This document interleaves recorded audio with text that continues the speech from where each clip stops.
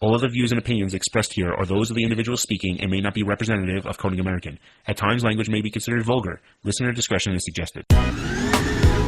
You are now listening to the Konig Behind the Wheel podcast.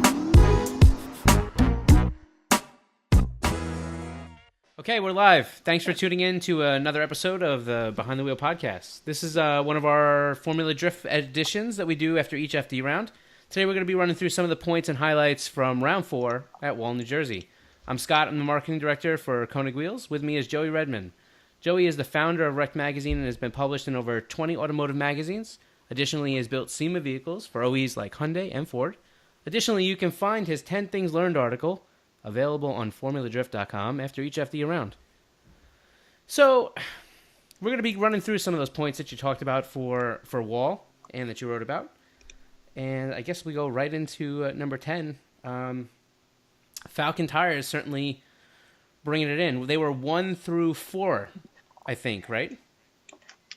Oh, were they also 4th? You got me there. Yeah. Look at you off to an early start stumping me. It feels good. Why don't I remember who finished 4th? It was hold on. I can assist you with this. Let's see here. We had Bocce's. Oh yeah. Right? I forgot about that guy. Yeah. Yes. So Odie finished 4th. I don't know if that was the first time Falken had ever all finished 4th, but I don't know that either. They did podium sweep way back when in 2009. Right. With I think 3 guys that no longer drive for Falken Tire, interesting enough. Well, you got 2 guys that don't really drive at all. That is correct. Darren McNamara, Tyler McQuarrie, and Von Gittin Jr. Right. I don't even know how I remembered that, but I was like, man, I feel like Falken had done that before. Did a little bit of research. It actually took quite a while. And then there you go, found that. But I don't know, like, I want to say, too, that was right around when the new 615 K had come out. So it seems like there's definitely some benefit to that track and that tire for sure. Yeah, I can't really say that I have the understanding and the ability to piece the two together, but the coincidence is certainly strong there. So going on to the next point, you talked about Ken Gushi. He's a veteran back on the rise. He's an extremely talented driver. He's been around for a long, long time, and he certainly. He looked really good. Yeah, I mean, Ken Gushi is one of the original drivers in Formula Drift. Right. I think there's only 4 of those guys left, so I mean, he's definitely in very exclusive company. You know, the thing with Gushi is, though, he's the only one of those like original drivers that's never really had like a really like full come out season. And I think that's tough, you know. I mean, I'm sure he sits and looks at some of these guys and is like, man, like, why am I not, you know, in that group? Because I want to say the Dai Yoshihara is the only other driver that's been there from the beginning, who he's like has 8 wins, right? And so you look at the very next guy that's been there from the beginning is Gushi has 1 win. So like Ken Gushi's 7 event wins away from like his second closest guy that's been around since '04. So yeah, it's tough for him, but like sometimes I feel like he's going to come out and do really good, and then other times he's a little quiet. The team seems to have a lot of car issues, so I don't know. I was just in general impressed with his performance over the weekend, especially that battle with Kristaps. Right. I think what's interesting, too, is that you talked about they have a lot of car issues, but they've actually been developing that platform with Greddy for quite a while now. They have, you know, I wasn't at the track this weekend in Jersey, and right. Over the last year, I've definitely missed more events than in previous years, like when I was, you know, there for every event season upon season. But it does always seem when you're talking to Gushi or you're hearing him, it's like, I don't know, the car seems to be chasing one issue or the other. They seem to have a lot of transmission issues, which obviously probably doesn't directly correlate to, you know, Greddy themselves, but it seems like they just, you know, I don't know if they make too much power, the suspension sticks too much, but he does seem to certainly have a lot of like drivetrain problems with that setup. And I don't know anything about what he's got in there. I don't know if he's using a G-force or anything like that. So I don't either. I want to say he's got one of those like air transmissions. Oh, yeah, the pneumatic ones. Yeah, but I'm not sure like brand type or if they've changed it or what that issue. Yeah, I mean they certainly have the from. they certainly have the technology. It's not exactly like a team that is just trying to figure it out for the first time. Exactly. Yeah. So maybe he can kind of come into form and snag maybe his first win or two of the season. Right. So Matt Vankirk showed up for sure against Castro in the in top 32. In top 32. He this was a pretty good match for him. He not only shows that he means business, and what's interesting to me about Vankirk is in my eyes anyway, has shown progression every single round. Every single round. I mean, he looks smooth. He looks fluid. There's not too much hesitation on his part. Even if you look in the areas where he tries to maybe straighten up a little bit and try to drive forward to make up some distance when, just because of the lack of power, essentially. Mm-hmm.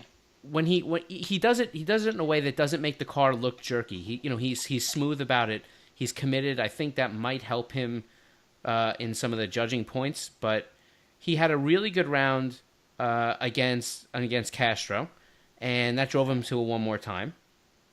And then they came back for that one more time, and I think he drove a really solid round. And kudos to them for being able to have that point where they picked up a win. Because remember, their last top 16, their last win into top 16 came by a bye. Correct. Against Esso was unable to make it to the line. Right. So yeah, I think Vankirk did really good. I think winning his first top 16 was awesome. I think he was pretty respectable against Odie. I do think, however, at some point this season or early next season, they're going to find themselves in this situation where if they want to, I think, continue on this path, they're going to need more horsepower. Yeah. I think right now he, by a long shot, is the strongest driver in the rookie class. Yeah. But I look at a guy like Dirk, who I think he's only 16, 20 points ahead of, somewhere in that ballpark. I think Dirk has a more prepared car. So, you run into that balance, right? I think Vankirk's probably got the better team, the better setup, but he's never going to be in a situation where he's going to be able to beat a guy like an Odie, for example, without Odie messing up, because Vankirk lacks the power to keep up. I think looking back at that battle, that was the only difference. Vankirk didn't seem to be phased by competing against the bigger name. I even look back to Osbo, not saying he could have beat Osbo, but without horsepower, he doesn't really stand a chance, I guess. Right. Well, so what's interesting is I actually made it out to Wall. I had a lot of time to go hang, and I do mean I had the pleasure of hanging out with Vankirk and the team. And when you really speak to them, you realize how much they really want it, and I think that's a great thing. I'm not sure that I can give you the whole. I don't know where I stand on the whole, Vankirk skill level compared to Dirk right now. I think that they're probably close. They just have different driving styles. I do think it's interesting, though, if you look at a car, looking at the Corvette that maybe, it's a stark contrast between, Field and his Corvette and Dirk and his Vet, just because, Dirk still has, full interior. You talk about a consistent, reliable vehicle. Dirk's team definitely has built that because the Corvette out of the box is pretty reliable. It has full interior and everything. Mm-hmm. So I don't know about that. I had a lot of time to spend with Vankirk. They're fighting really hard. I believe that they understand about the power issues. It's not something, I believe that next year, if their plan remains to continue in pro, they will address that and go to something that's totally different. I don't know about totally different platform-wise, but as far as the horsepower situation, I think it's one of those growing curves that you have of transitioning a program from Pro 2 to Pro in a short amount of time without necessarily, you don't want to change the platform because that can get really difficult. You lose a seat time. You don't have all the driving time that you need to progress a platform in a short period of time, and it is really short. And I feel that also, they got stuck in that thing of financial. It's hard to bring a program without having a lot of financial backing, change the power level and get the seat time in, as quick as they had to make the jump. So, yeah, I mean, for sure. And I mean, with horsepower comes money and breaking other things, reliability. I mean, looking back to that same issue, I think we're talking about with Gushi, like, I think that team probably just struggles finding that balance of giving Gushi enough power he needs, but without breaking everything every 5 minutes. And, I think once you're ready to play with the big boys, unfortunately, that's like one of the biggest factors or I guess challenges you're constantly trying to fight. Right. Justin Pawlak showed up with guns a-blazing. He had a really good qualifying score. I think he had a 95. His first was 92, second was 95, something like that. Sounds right, yeah. And he came out. He looked really good. It was Justin Pawlak that on his bye run that lost the drive shaft, shot it out of the car. Does that sound right? That is correct, yeah. So, interesting enough, really, really good thing that that happened during the bye run, because if it didn't, and it was a competition, if he was head to head with somebody, that could have really changed the outcome of his day because he finished third. Yeah, and I mean, it's funny he's qualified now first twice in a row. He qualified first in Atlanta and actually lost to Gushi in his first event, which if you pull up the championship standings real quick. Yep. Would our editor like to display them right here? Is that? It's a possibility that could occur. We're asking a lot for the technological aspects of the show, but I will give it a go. It's a possibility that this could happen. Maybe next season when Vankirk's upgrading his horsepower, we can upgrade our is that right? Our editing prowess. Maybe. Anyway, but what's interesting is Pawlak is 98 points out of first place behind Deane right now, but he took a big hit. I mean, he only scored 32 points in Atlanta. I think if he could have maybe duplicated that with another third place, he's all of a sudden in fourth, like kind of knocking on Forsberg's door. So, I guess looking at the 2 points that I had colliding 7 and then back to 9, like both of these guys are really coming on the up. And I think it was unfortunate they met so early in Atlanta, but I think maybe we keep an eye out and see if those guys bump into each other again soon. Okay. Did you see anything on the screen, or did I not even do it at all? Oh yeah, it's there. It's really small, but we see it. Bam. Well, damn. I thought we were upgrading the technology here, but I didn't do that really. So hey, we tried. First time for everything. I appreciate you on the fly there. I was really trying to bring some real Fox newscasting here, so it didn't work out. All right, my screen's gone, correct? Yeah, you're back. All right, cool. So moving on in the points thing here, Matt Field certainly laying it out there. Yeah, I mean, it was interesting. There was this shift I think we saw with him Thursday in practice. In Atlanta, he crashed. Right. Smashed the wall. I think his hatch flew like over the K-rail into like the fan area. But I think that helped him in a point. Like it just seemed like it just made the car more his own. And so he really showed it. I mean, he just came out and he kicked a lot of butt, I think, for over the weekend. There wasn't really a battle that I felt he could have lost until he met Deane. I mean, he dominated Jeff Jones. He beat Turek even pretty convincingly. He wasn't very troubled by Forrest. Right. There was a little bit of, maybe controversy in that battle we'll touch on later. That's a kind of a separate point with the 7 driver. Sure. Him and Pawlak was probably one of the best runs of the weekend. And, he managed to beat Pawlak as well. So, James Deane's James Deane. I mean, he's always going to be on James Deane's best day. He's going to be one of the toughest guys to beat, and Field just kind of ran into him on that day.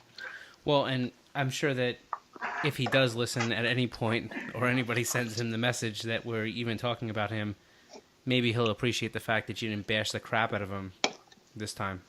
I mean, I don't feel like I have. I mean, he might have a different opinion, but... Well, no, I think you've been fair. I mean, we don't have any bias really towards anybody to swing anything. We're just kind of going through what everybody else is watching too, but...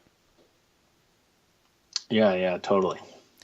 You were waiting for a match that didn't really pan out.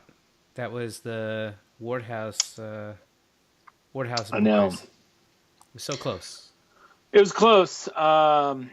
If you look on my if you ever visit my top 10 things on the Formula D site, it actually, the screenshot, or I guess the photograph taken by Larry Chen that's like posted with that photo, I think says everything you need to know. I mean, these guys are on the bank, touching wheel to wheel, basically kissing headlights and bumpers. Right. In a part of the track where you don't even normally see people close to each other in reality. So it was all stacked up, I think, to be the best battle in Formula Drift history, perhaps. And then, dun. And maybe put your conspiracy theory hat on and say one driver took the dive. But the official storyline from the team, or at least as James Deane said it, is that Pitior's car went into like a safety mode with the ECU because it got too hot, kind of shut down, and they were unable to finish. But I really hope to see that as like a rematch before the season ends. Right. So this was the official 100th event that Formula Drift has thrown, which is it's kind of wild to think about it. When you think about 7 to 8 rounds a season, that it's been around for that long already. To me, it almost feels a little bit like in its infancy not too long ago, but it really has been quite a long time. And just, I think we touched upon that last time with the progression. I think it's all stacking into place to really legitimize them as a really tangible, race series. Yeah, it was interesting. Like I didn't realize that the series had been around that long, actually, event-wise. But if you go back a couple episodes ago, I was kind of touching on like the different segments of Formula D. I was like saying there was, and it's funny, I had 4 different segments, so like you probably could almost separate those maybe into like 25 event like blocks, right? Like this is how this happened, that happened, So it's pretty interesting. I really wanted to pull a lot more data from my Formula Drift story on this. I did kind of get a little bit of a time crunch as I was traveling around the world while trying to. I was literally, as I was trying to get this done. But I found some interesting things. 27 drivers have won an event, who, interestingly enough, are also from 11 countries. But I think that shows to me something that maybe drifting has that, like, say, import drag racing never really managed to do. Is, I mean, if you want to say, like, I do hear people sometimes complain, like, oh, I don't pay attention to Formula D because the same guys win every event. Right. But when you look at it, 27 different drivers have won, and there's only been 100 events. So, I mean, that's 1 out of every 4 events you're getting a new winner, like a totally unique victor. And I don't think you have that kind of odds in Formula One. I don't think you have that kind of odds in NASCAR. I think even NHRA these days, you're not looking at out of every 4 events, some new guys winning a race that's never won a race. So I thought that was probably one of the most interesting things I took away when I was trying to dabble with the data, is just that, there's a lot more people that have won an event per how many events there are than I think you would imagine. Yeah, and it's right, and I think your point is interesting. You really see the global effect on the sport as a whole, whether it be from a grassroots perspective to then trying to make it. And there's plenty of other countries that have their own series, right? The European Drift Series and stuff like that. So I think that as a sport, it really is very, very popular globally. Totally. And Formula Drift has done a very good job, to their credit, about becoming the extremely dominant series recognized all over the world, and doing a job to pull in some of the better talent pool throughout, maybe not all in one clip this season, that season, but as over their longevity, I think they've done a decent job about pulling that talent pool over, which at least recognizes them as being one of those series that is, the authoritative stance on drifting. I would agree. So Wang had a little demolition party, as you wrote, little demolition derby action. Yeah, I think I'm only going to touch on the second part of it, mostly because, or you know what, let's just combine, I think, that point and my other point. I think in judges showing some consistency. Yeah. So starting with this is how it kind of went down. Frederick Osbo and Forrest Wang met up, and Osbo, who I think unfortunately of all the bigger name drivers, I think might have a reputation for not always being on the gas when he's supposed to be, let off on the bank, which is technically considered an acceleration zone. Right. And so it was really hard to tell, to be honest, in the footage. I could have really gone either way, as much as I want to be one of the first guys to be like, look at Osbo and his, tricks over there. It was tough.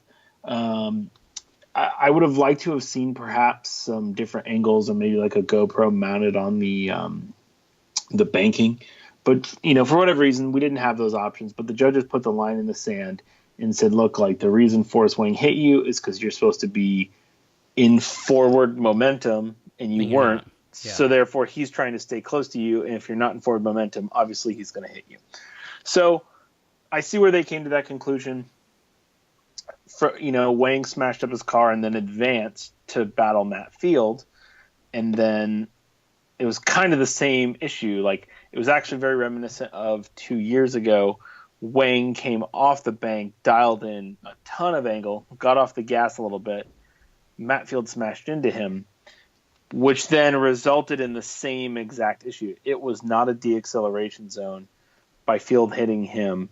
The judges, I think, were consistent in the sense that they said, look, you're not in forward momentum, in a forward momentum area. You've been hit. It's your fault. Right.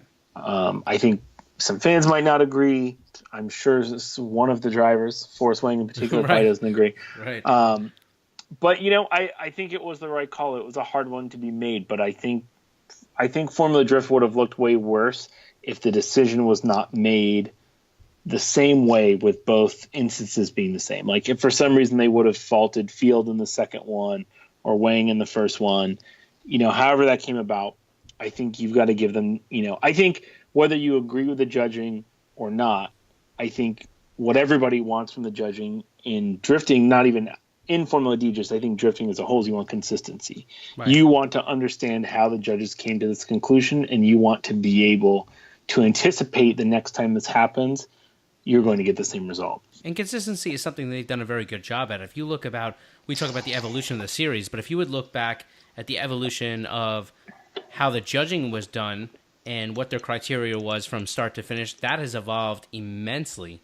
And I believe that if we talk about, something that we probably don't have, you talked about like the view, having another view on the bank to kind of see that deceleration. But the one thing that I'm hoping that they're reviewing, because they put a rule into effect, was the wheel and tire marking rule. Like now they have to, for Formula Drift, now all guys have to either run the tire stickers, run some sort of marking. I don't know if there's a mandate as far as how long or wide that, coloration on the tire has to be if you don't run tire stickers. But there has to be a mark there. There has to be a mark either that or on the wheel. That's why you'll see some of the guys with the colored spokes. That's not a fashion statement. That's there. So they have the potential to be able, or the opportunity rather, to be able to slow that footage down and be able to watch and see if the wheel starts to go slower. I believe that's what that's there for. Yeah, totally. I think just to wrap this up before we move on too, I found it really interesting in the post interview with Wang. He touched upon his incident with Forsberg Right. And which happened 2 years ago. Forsberg ran into him coming off the bank, and he kind of implied that it was very much like, he didn't quite say it was like His fault. 100% correct, but he said like the judges made what they would be a right call. But then versus Field, which to me, I feel like they were very similar incidents. He referred to it as, and I quote, a fine line. And he also said that it's could have easily gone either way. So it was just very interesting to see his perspective in like what I would consider was like two similar incidents to a point. You know, it's interesting, but the one thing that we don't know, one, because we've never driven in that kind of capacity, you know, it's interesting when you are the one performing and when you're in that moment, how you necessarily perceive what your own actions were. I mean, remember, they're not getting a chance to almost go watch the live stream or to see themselves at that point. They're coming fresh off the moment, and to recall exactly where they may have been. I mean, there's sometimes where it's intentional or it's part of a strategy or they know what they're doing, and in that case, you would say, no, they were fully aware. But there's plenty of times that if it's just something that occurs, you may remember it or recall it differently in the heat of the moment. I mean, and that interview happens not too long after that actual run took place. So, you know, I want to give some people the benefit of the doubt. Maybe, you know, when we talk about the whole thing about referring back to 2 years, maybe it was something he clearly remembers and recalling it as maybe partially his issue. Maybe the other part is that he's had the opportunity of watching that over and over again from a different perspective and kind of coming to terms with it. I'm not sure. Maybe, you know, that was just, I think, something that just caught my attention. That Right. He obviously clearly felt they were different scenarios or, you know, different opportunities, I guess. That is a valid point. Like, he obviously is just coming straight off the hot take. He also did, I think that I didn't quote him in as saying that, you know, he had been driving like that all day, which maybe then you would think that's something his spotter, one of his guys, is, you know, trying to help him tweak or improve upon. Right. Well, and on a random side note, that wasn't some of his contact wasn't the only issues he had. If you remember, there was a little Wang versus Wang early on when Deane Kearney borrowed Forrest Wang's demo car after Kearney suffered mechanical, where I think the engine locked up. So Kearney jumps into essentially a mirror imaged or appearing mirror imaged S15s to do their battle. And I mean, I was only cosmetic. They lost a few bumpers, nothing crazy. You know, Kearney blew one of the clips and did some stuff there. But that was kind of weird to watch. For sometimes when I was watching the back, I was like, wait, who's on the lead? Who's on the chase? You know, I had to double back for a second. So yeah, that was pretty funny for sure. James Deane ultimately having a good day, pulling it out, really showing that don't worry, haven't left, still here. Yeah, I mean, he's another one. I think that team had started to really chase some mechanical, car issues. He actually hadn't won an event since Texas of 2017, so he was getting to the point where he was almost looking at a whole year without a victory, which seems not that big of a deal, but when you consider he won his first ever event, his third ever event, his fourth ever event, and sixth ever event, I guess, of the season. I mean, I know back in like 2009 he ran a car and everything, but since his like return in like his own proper program, you know, he was basically averaging every other event he was in as a win. Right. So he kind of went on a cold streak. I think he had the rest of the field breathing easy, but now he's jumped back into the championship. So, you know, I think it's all eyes on Osbo and Forsberg to see if they can catch him. I mean, one of the only other guys I think that really, if you really want to extrapolate out, I think Pitior has a chance, and maybe JTP, but JTP really is going to need a lot more number one qualifiers, and some more podiums to really catch up with this amount of time left. Yeah, I mean, it's hard going back to something that we said we would address after each, during each episode that we do here. That spread has consistently, we talk about that quite a bit, that podium spread, once it kind of starts to get decently pulled apart, it's a tough thing to overcome. So Deane's back in one, like you said, Osbo, Forsberg, Pawlak. I mean, you're still talking about 98 points, 87 points for Wiecek down. I mean, that's a lot of ground to make up. Yeah, I mean, there's a lot of ground. I mean, it's obviously mathematically very possible. Right. I mean, we're only at halfway. Point. Yeah. But I mean, these guys got to look at basically earning an additional 30 points a round. So, I mean, for Pawlak to win, he needs to basically finish about 25 points ahead of Deane for each event of the year. And then a little bit smaller gap for the other drivers. But I mean, yeah, basically he either needs some of these other drivers to really screw up, or he needs to be like podium, which I think both are possible. But it was, I don't know. I definitely think you've got some of these guys, Osbo and Forsberg in particular, now that Deane's back in like a winning way, like now that he kind of is like back in action. I think it could be, you could be looking at the Deane repeat. Just so people know, can you give them a little insight as to exactly how these points are distributed? Sure. So you were given 32 points for a top 32. You were given... Is that right? Hold on, that doesn't sound right. Yeah, I mean, I don't think... sorry. It's 16 points for top 32. And then basically those first groups jump by 16. So if you make top 16 is 32, then you go to 48. Right. If you're third or fourth, you get 64 points. It doesn't differentiate just because there's no battle. So regardless of if you finish third or fourth, and then 80 points for second, and then 100 points for first. So the difference of third and first is actually pretty significant when you're talking 100 points, 64 points. And then qualifying, you get 7 points for qualifying first, and the points slowly degrade down. And I think once you pass like 16th place, you basically just get 1 point. Yeah, I think where's that point spread? Yeah, it's interesting. Is that 2 points? Yeah, sorry. Yeah. 17th to 32nd gets 2 points. Right. Well, it's like one qualifying point because everybody gets 1 point for attendance. So it's a little confusing. But right. yeah. And if you for attendance, but more or less, if you DNF, it's not just about showing up. I mean, you have to actually make it to the grid.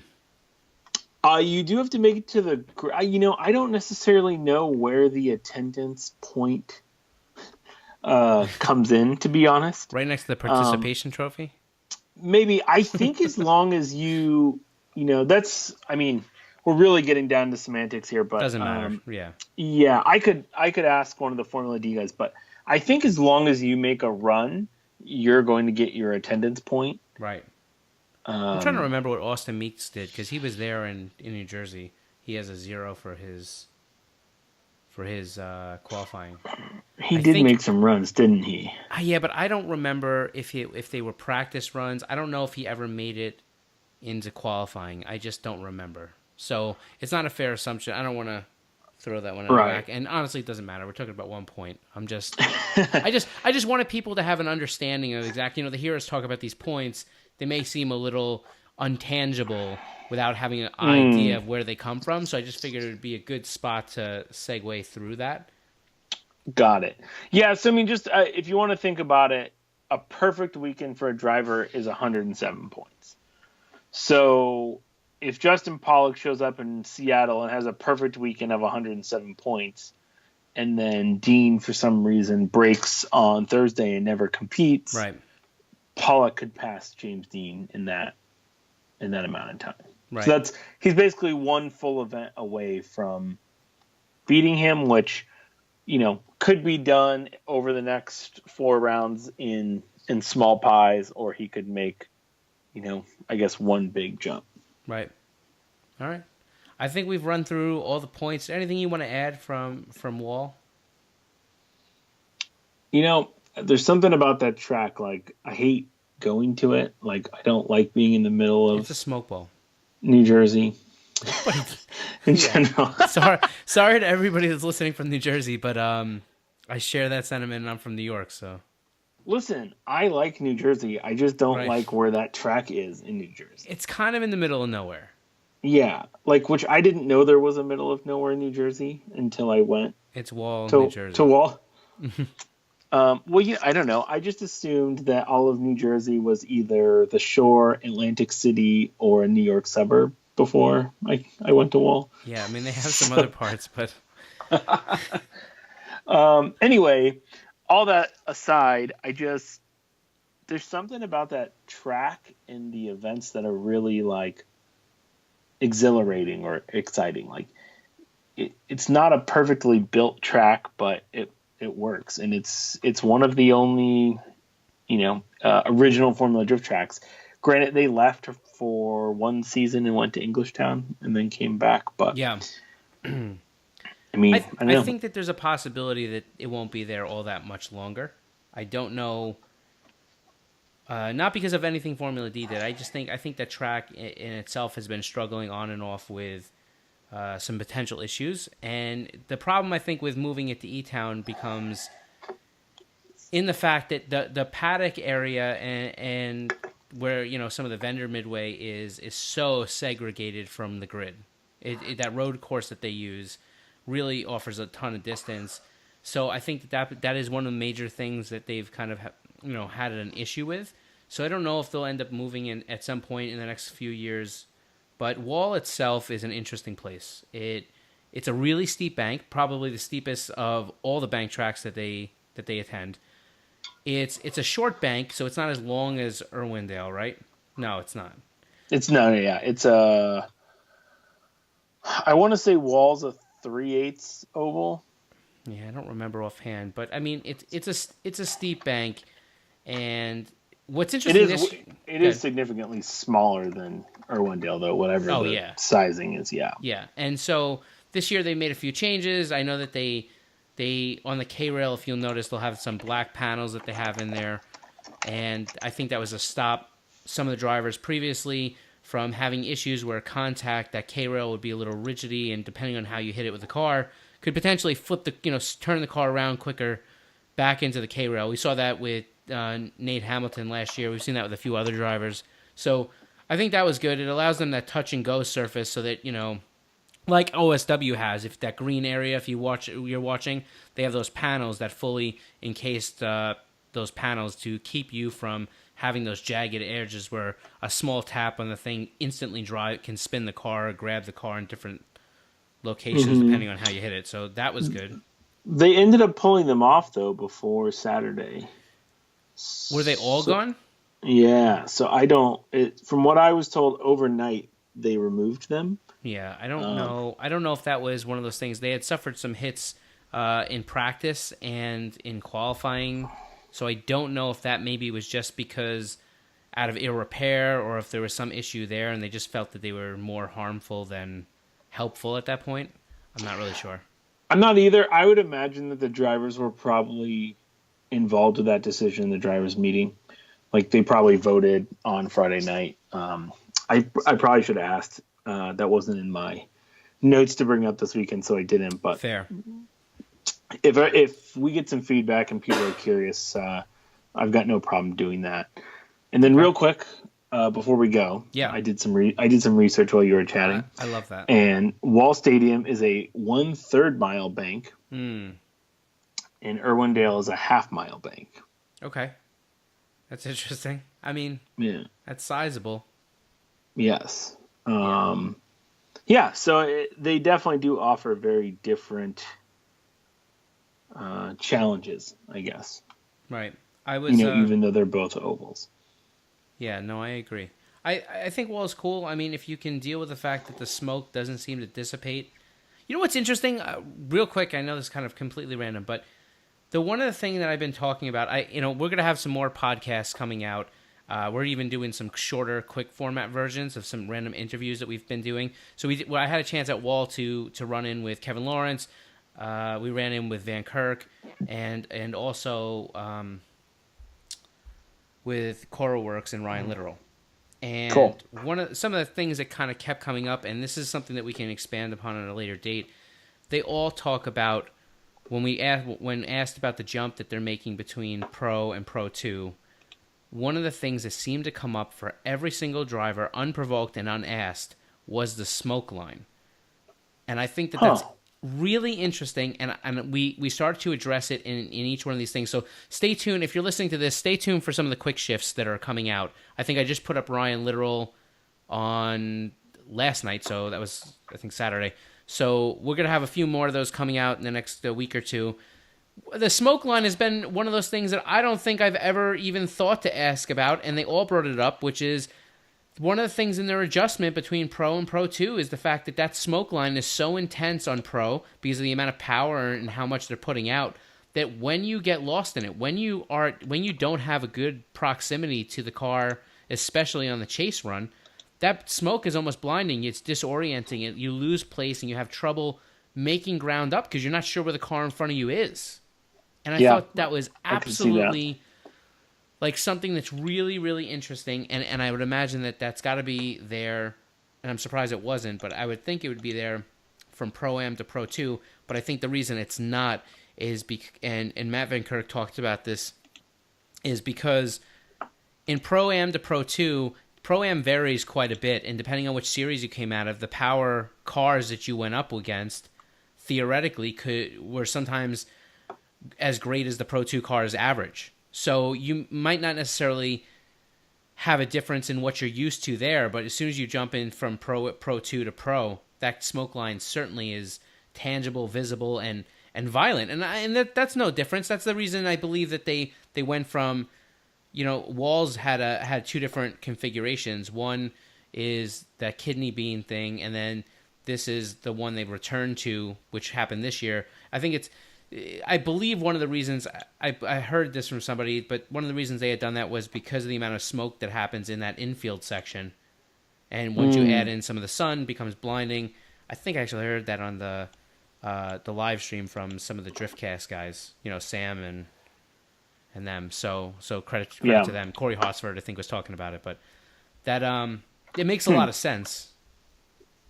So, yeah, I mean, there's definitely not a shortage of smoke these days. No, and at Wall it doesn't. And at Wall, people should understand that oval is kind of sunken into the ground. You walk down into the stands at Wall.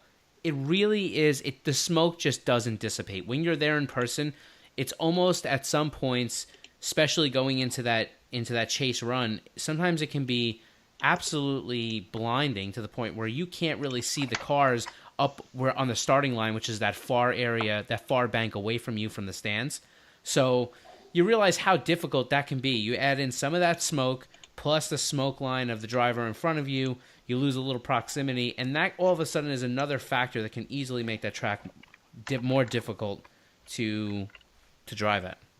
Yeah, for sure. So I think we've run through it. Are you good? I'm so good. I'm so good. All right. Joey, thanks for the insight and the time as always. Why don't you tell people where to find you out there? You can find me on Instagram at Joey Redmond, Redmond. Sweet. All right. That's it for this one. For more info on the podcast, head over to konigwheels.com/podcast. You can also catch us on Instagram, Facebook, Twitter, and YouTube at Konig Wheels USA. If you like what we're doing here, please go ahead and subscribe. We're on iTunes, Google Play, and YouTube. That's it. We're out of here. We'll catch you next time. Peace.